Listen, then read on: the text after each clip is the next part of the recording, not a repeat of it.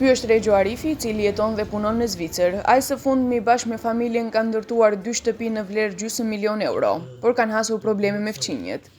Ata kamionet që bartin materiale nuk po i lënë të kalojnë nëpër rrugën që është publike, e që në fakt është zgjidhja e vetme pasi kjo rrugë është më e gjerë. Pretendojnë se rruga është e tyre pasi e kanë blerë.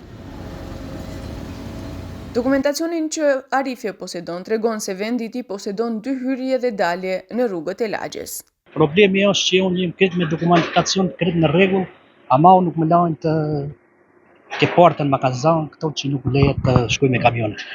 Pse? Ta kanë treguar arsyeën? I thotë është privat e vetja, olla. Këto Republika Makedonia, unë këtë në rregull kum pagujt €6.200 komunal.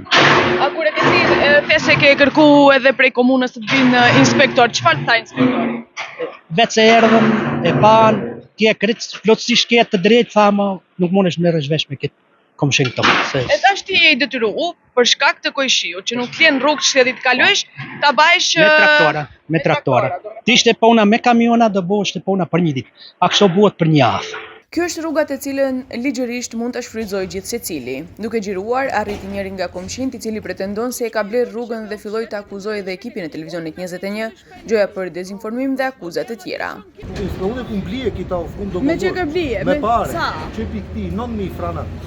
Te ke blije këtë po? O në shtetit ju e keni blije për njëri tjetrit. Për ta vërtetuar se rruga nuk është e askujt, për pronë e Republikës së Maqedonisë së Veriut, televizioni 21 siguroi dokumente nga kadastra dhe siç mund të shihet, rruga që ka përplasur fqinjet është pronë e shtetit, e si rezultat askush nuk mund ta uzurpojë si pronë private.